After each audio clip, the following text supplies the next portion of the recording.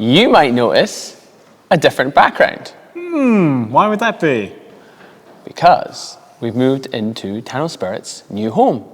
This is our distillery, and we're going to tell you a little bit about how we got here and where we're going from here. And how much further we have yet to go.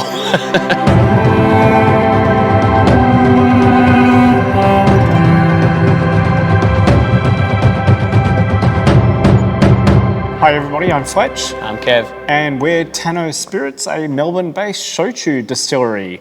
We actually are a distillery now. We are we have a building. We have a building. we hope to eventually be distilling in. We have a building. Yeah. You might notice that we have a new backdrop. This is an amazing artwork by an artist called Hisco. The first thing that we did when we moved in here was paint the place because we're never going to have an opportunity to do it ever again. And I think that was a really good insight from you because I feel like you go to a lot of distilleries and it's just, I mean, brick looks great, don't get me wrong, but like it's usually just brick and steel. And you had the idea of like, fuck, before we put anything in here, let's paint it. So, because we're not going to get a chance to do it later. Yeah. And just so happens you know a bunch of amazing painters. Just artists. So happens I've been painting for 30 years and I know a lot of people. Some very generous people too. In my life, yeah, it was amazing. We'll do a whole video on the whole painting and you guys will see it. But the purpose of this video was to give you guys an update, tell you a little bit about our journey up to this point and then a little about where we're going to go. First up, yes, we have a warehouse. It's amazing. It's in Northcote in Melbourne. Great location. It's enough room. And it took us a fucking year to find this place. Yeah, I think it's been about 12 months since we started looking. Absolutely, 12 months. And we, as I'm sure everyone has the same, we naively thought, yeah, we'll find something in 3 months, 6 months. And it was getting closer and closer to Christmas, and we're like, oh, we're not going to find anything, are we? We'll have to do it in the new year. It's like, this is not the case. Yeah. There are so many different factors that have to actually also go in to finding a space for a distillery here in Australia. It's a complicated process of even finding somewhere. Yeah. Not just like having enough room, and we need a little more room than usual because of our manufacturing process. Not enough room. Needs to have things like parking, and it needs to be near something that's good. It needs to be in all this stuff. Yeah, so there's a whole bunch of stuff that we have to consider. And we came close a few times. We did. With the right size, the right location, but maybe the cost was too much, or actually often, honestly, for those of you who might be thinking about getting into this industry, and we obviously wholeheartedly, want more distillers in Australia. It's, coupled with the cost of living crisis right now, just finding a landlord who was open to the idea of what we wanted to do. That was hard. That was hard. I think communicating that to a real estate agent that we wanted to be a distillery, and we were wanting to, I guess, make the area better, improve the area that we wanted to be in. A lot of places were just looking for someone to store their stuff. They were just looking for warehouses. They were, which is fair enough. If you're a landlord, you own a place, you want as little risk as possible, especially within the current climate. And I think we just found that really difficult. It was really difficult, and it's just finding like somewhere amenities. Like we both live in the north of Melbourne. This is our hood, and we were if we had have looked outside of our area. Maybe we probably could have found something, in Craigieburn, maybe. Sure. But we weren't wanting to go there. Nothing against Craigieburn, but we were wanting to be, in an area where, people would want to come. Again, no shade. Craigierburn's great. No shade on Craigieburn, but shade. But yeah, anyway, so it took a while, and this is our hood. Right? Like we wanted to be in our hood. We wanted to be in the area that is local to us, the place where we made our home, where a lot of our friends and all that kind of stuff are. And we genuinely love this. We're in the city of Darebin. Darebin's great. Like Thornbury, Preston, Northcote. Yeah. proximity to the Mary Creek as well was important, and it was great that we managed to secure a place that close to the Mary Creek trail. So yeah, I mean, it was a hard process. But we had almost kind of given up on finding something in this kind of area, and along comes this place, and again, it was really good. It was really good. I remember walking in here, going and talking to the guy and looking at the place and thinking, yeah, this is going to work. But in the back of my mind, the whole time I was like, yeah, it's going to cost way more, or they're not going to want to do anything to the place, or there's going to be something wrong with it. And fingers crossed, so far, it's all been good. It's nothing that we can't mitigate. You're walking into a big empty warehouse that has had multiple purposes. This was a woodworking factory for a very long time, which isn't set up for a distillery. So we have a lot of things that we have to actually do from this point. But I mean, look, not only did we spend 12 months looking for a place, but in amongst that time, I think we registered the business a year ago. Let's start from the start. I think we've done one video when we first started this series where we talked about how we met and we talked about the idea of getting into business together. I don't know if we did much more than that, but I guess I'll link it. Yeah.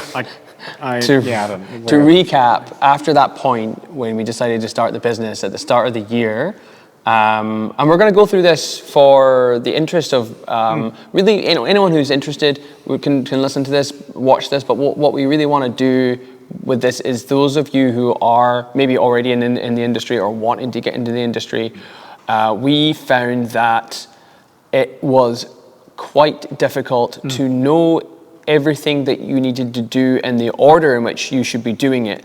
And when we spoke to people who had already done it, as friendly as they were, a lot of them couldn't really remember what they did. Yes. It was because it happened so long ago, or it happened so fast, or their head's been down busy so much that it hasn't been recorded. And we really want to try to record this so that we remember in future, but also so that we can pass that information on to those of you who are listening. And so that we can look back and go, how fucking naive were we? Yeah. We got that wrong.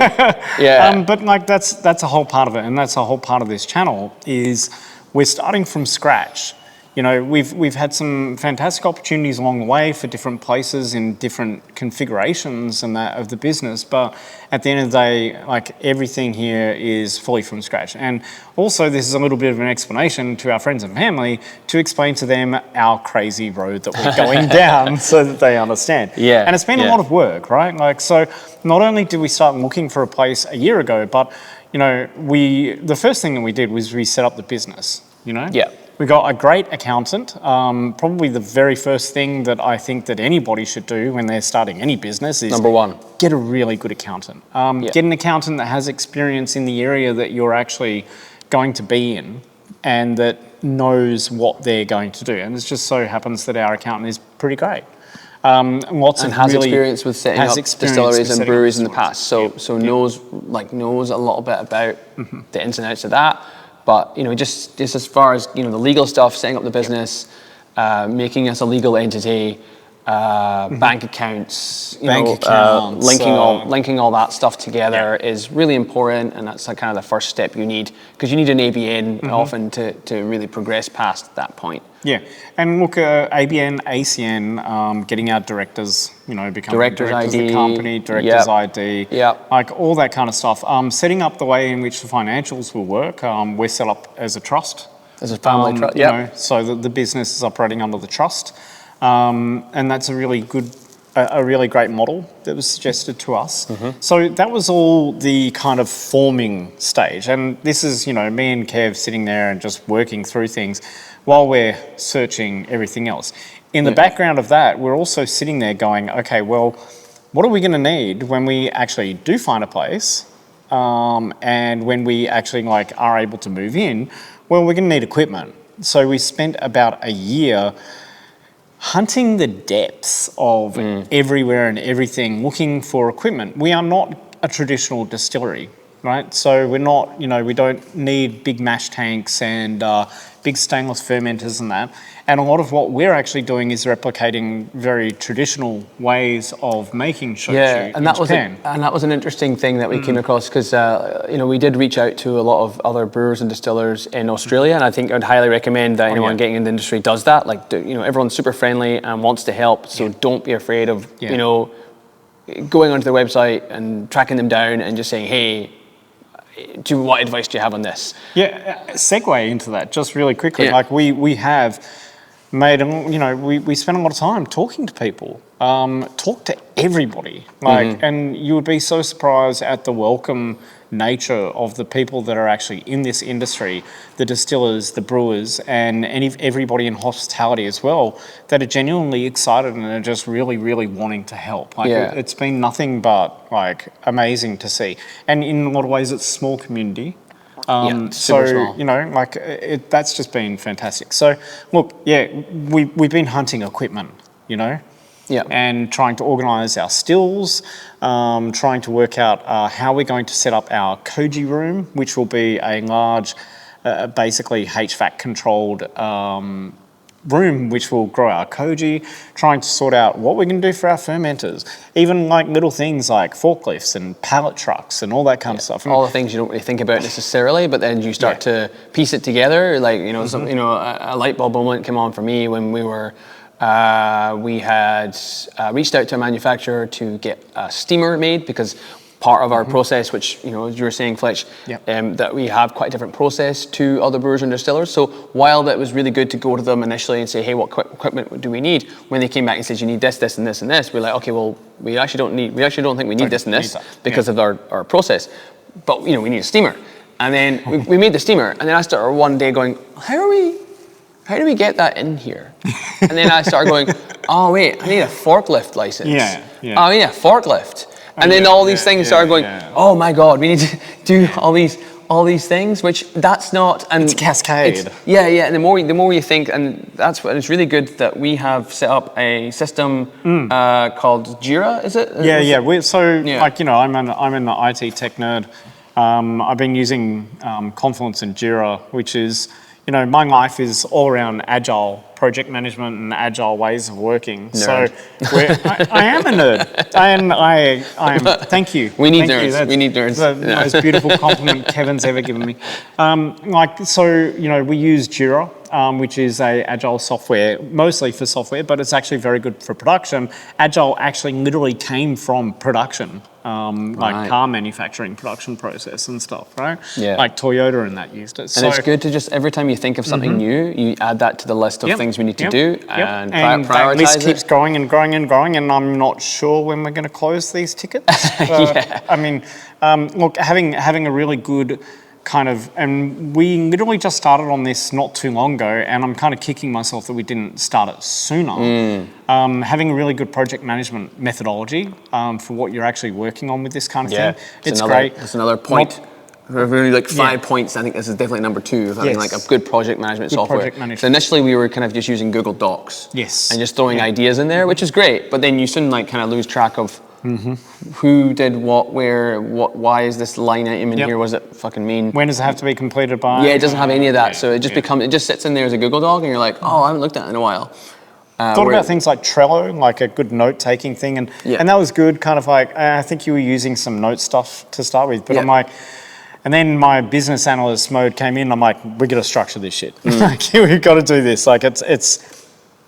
It's a no-brainer because there's just a huge volume of tasks that we need to get accomplished. And we're not going to accomplish all of them all at once, but we can prioritize these things, and we can use a good project management software like that to actually help you prioritize your tasks and work out, well, okay, this is a nice to have, this is a must have. Feels like you're selling the package now. Is this a paid for ad? I feel like I'm doing a workshop at work, explaining the methodology of my work. Moving on. But very important to have a project management software. Google Docs though as well, right? Like having Google Docs, and we set up our workspace on that. Yeah, having workspace. That leads us on to the next point. Sheets, Google Docs, like all of your our emails, domain. domain, all that having kind of a stuff. domain, Yeah. you know, we moved pretty quickly on from tanospirits.gmail.com to tanoshi@tanospirits.com. Yep. And that has just been a good way of, it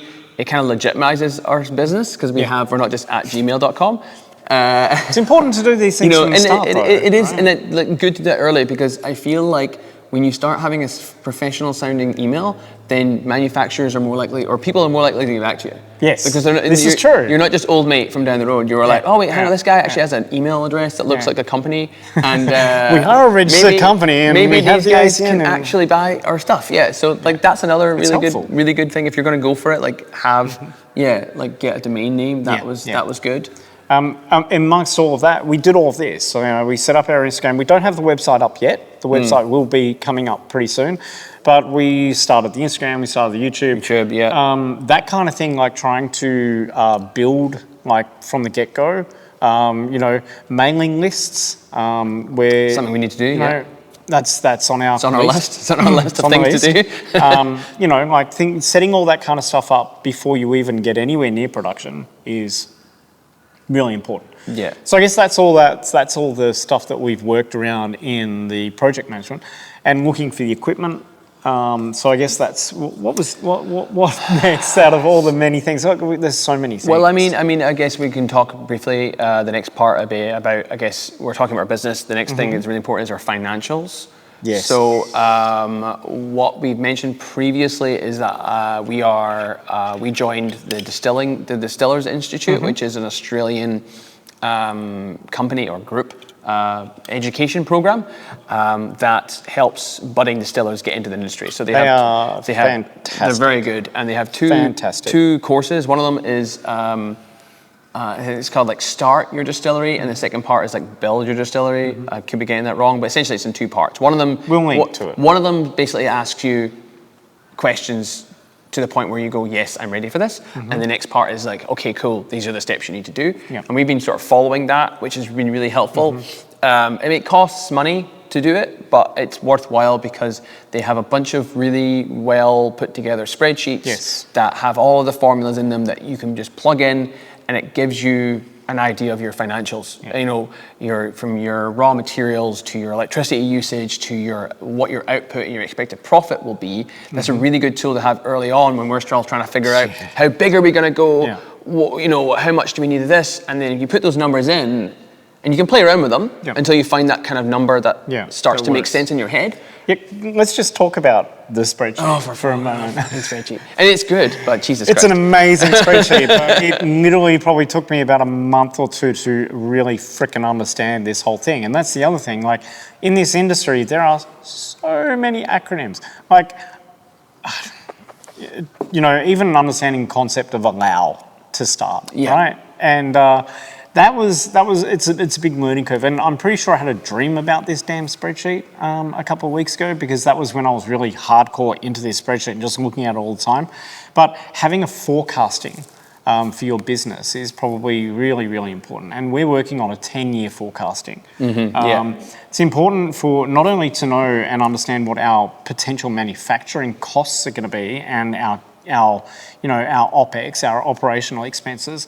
Also gave us a really good grounding on what our CapEx, our capital expenditure would be, but also how much we can produce. And we're pumping in, looking at our manufacturing plan and how we're going to make this stuff. And we pump the numbers in that from the manufacturing plan into this, and we're sitting there, well, how many times can we run potentially a week? And all of this is totally hypothetical, and will probably last right up until the point where we actually start manufacturing. It gives you a good idea, because we had no idea going in, and most people going in will be like, we'll just make stuff. And you're like, we want to make stuff, but it's a good way of, and it goes really well in hand when you're building your business plan, which is the other thing that we've been working on for the last part, right? 12 months as well. 12 months. We've realized that a lot of this stuff happens simultaneously. You're building your business plan. You don't build your business plan in 2 weeks. No. We thought we could just get the business plan done and we move on. But it's a thing it's under constant revision, constant update. Back and forth. It's a round robin. You're working on your financials, it's pumping back here. You find a piece of equipment and you think about that, and you're thinking about the change in your manufacturing plan and how does that come in?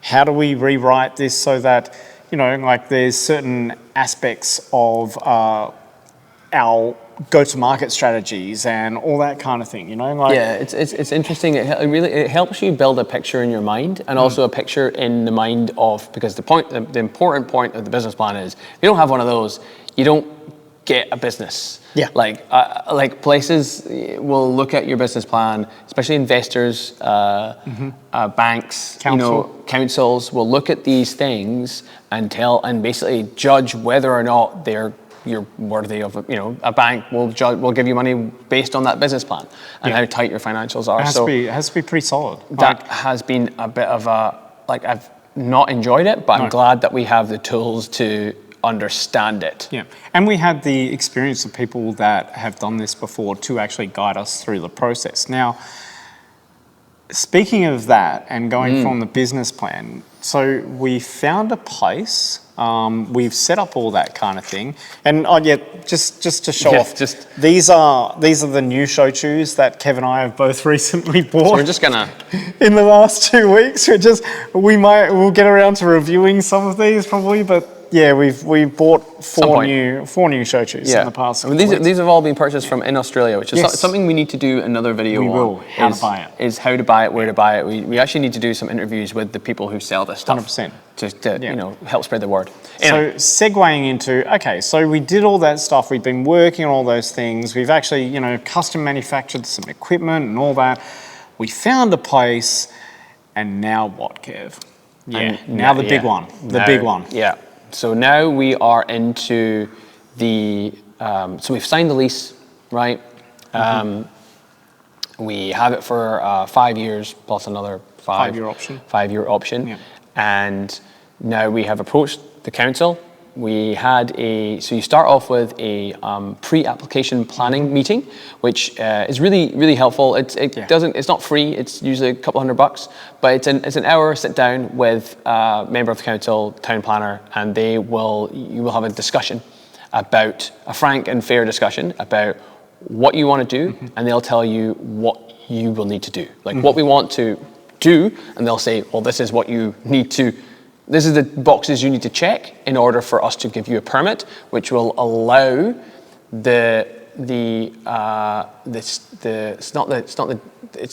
allow you to use this premise for what you want to do it for. So we want this premise to be used as a distillery.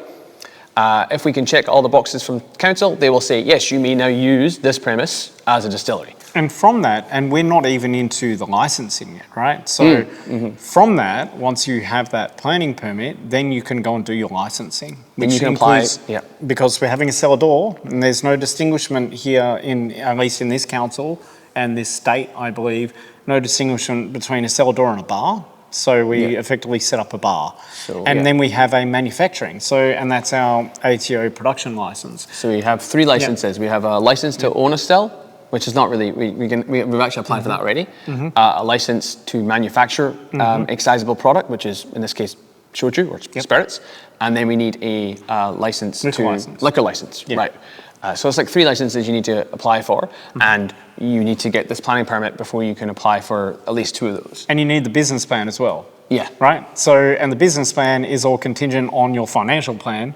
So you can see how all these things kind of coalesce into where we are right now. That's working through the plan. Now, for us, there's been a whole bunch of aspects that we've had to look at. We had concerns over things like parking and traffic. Do we have enough parking?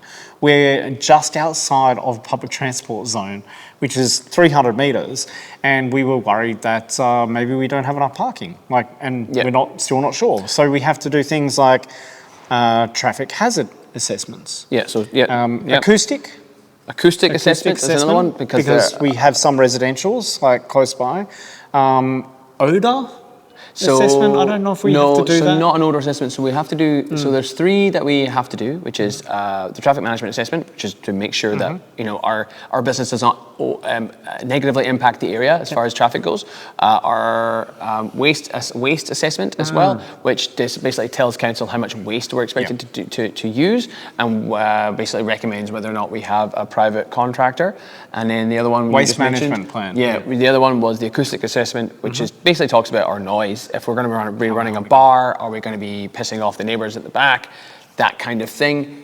And then those are like kind of the main things. And then there's just the general application, which we have, which you then get a town planner on board to help us write that in such a way that council will look at it and go, "Yep, cool. They've addressed all the points that we've raised in the pre-application meeting, and this is how they're going to mitigate these factors, or et cetera, and then they'll either decide yay or nay. Yeah. And we currently have a town planner on board. We have had we've got an assessment for all those things we just mentioned that are underway at the moment. We're positive so far. And we hoping that we can get this done by the end of this month.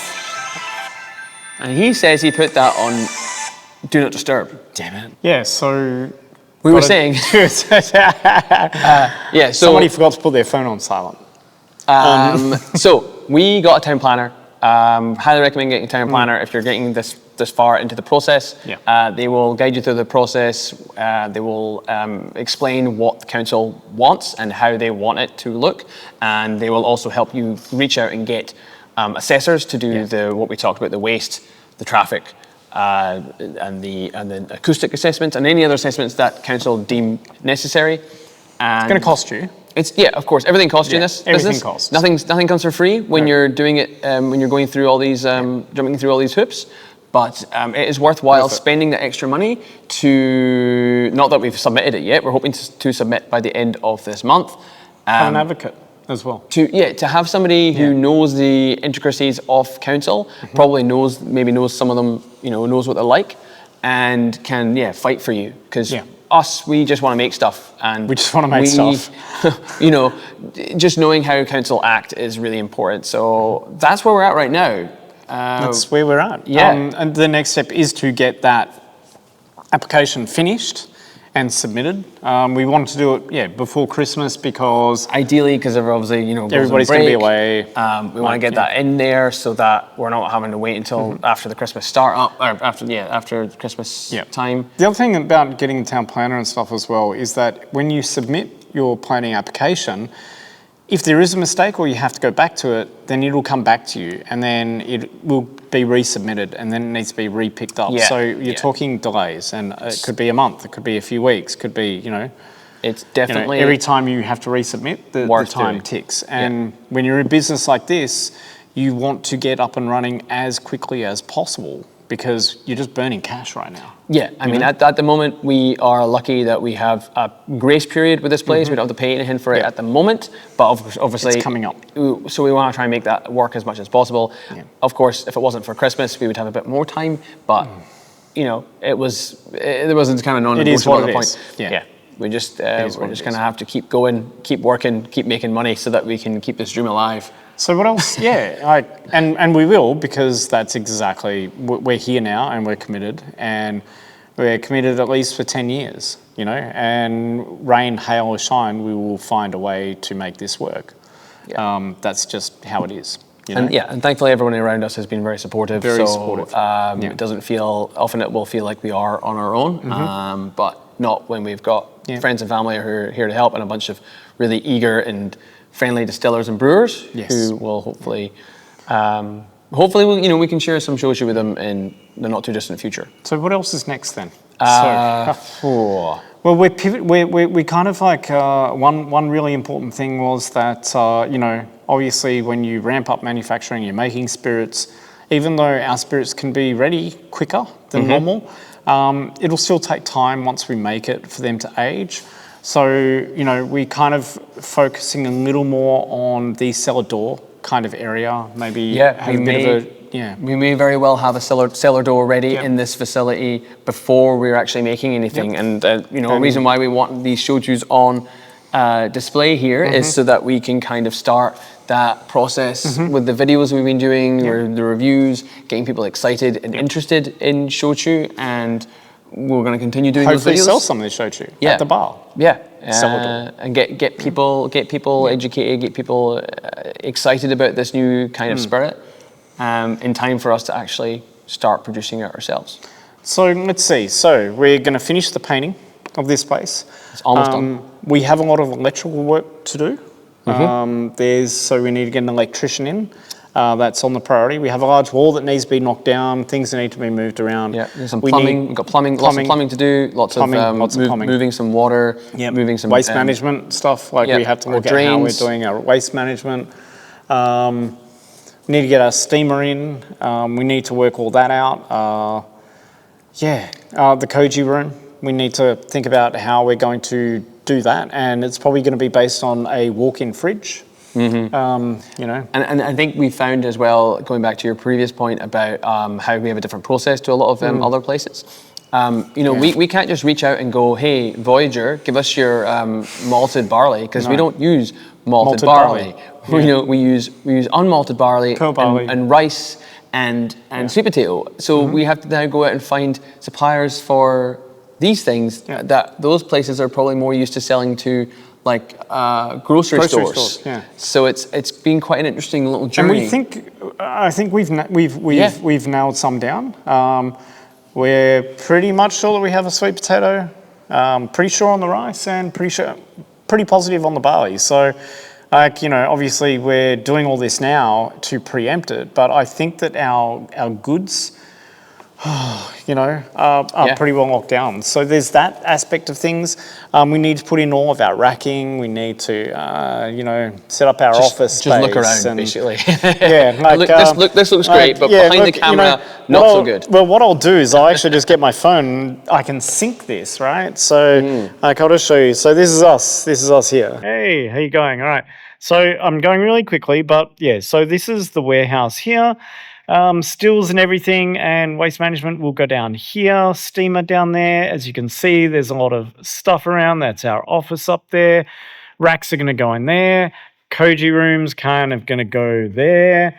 And the cellar door area and everything will probably go in here. And this here will go into my mouth.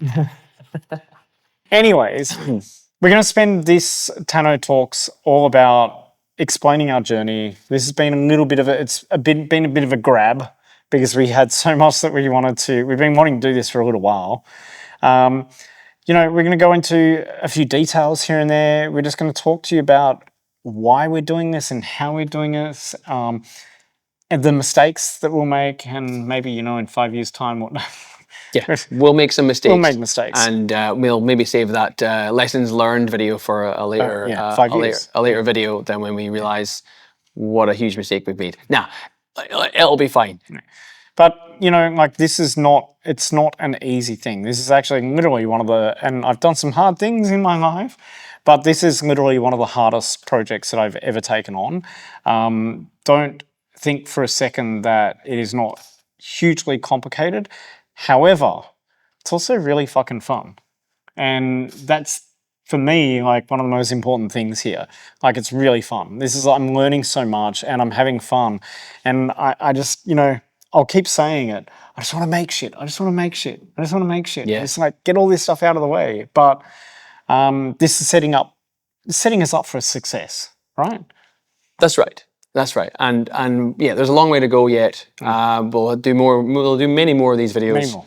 And as long as we're having fun and doing these videos is enjoyable, right? It's a good excuse for us to sit down and have a bit of a debrief about what we've been doing, recap how far we've come. Because honestly, I couldn't even tell you. I feel like we've been doing this for longer than a year, but it has only really been about a year. So, on the one hand, I'm like, Jesus, a year's gone by, but it just makes me think that we've actually gotten a lot done in a year, even though it doesn't feel like we've done a lot. Like, we have an empty warehouse with some paint on it, which looks amazing, but we're still not making anything. Mind you, we're doing this and full-time working as well. Yeah, right? that's it. And attempting to have personal lives and attempting to have social lives. That is dwindling very quickly. But it's still fun, and that's the whole reason doing this. It's not just, you're not going into this purely for the sake of making money, right? Like, you have to be passionate about it. No. You have to love it. And it just so happens that Kev and I both fucking love Shochu enough that we are willing to sit down and share our experience with you, because we want you to love this too. Yeah. We keep coming back to this. We do. Because we are so passionate about this spirit, and we know that you out there will love it too once we can start sharing it. So, anyways, I think that's it for this one. If you have any questions, if you're interested in any of the process that we're going through, if there's something specific that you want to know about, just drop a comment. Reach out to us on YouTube or Instagram. Follow our Instagram, Tano Spirits. Follow along, and you should have. The one thing that we forgot about, the one really important thing is Drink drink shochu. shochu. One day we're gonna get this right.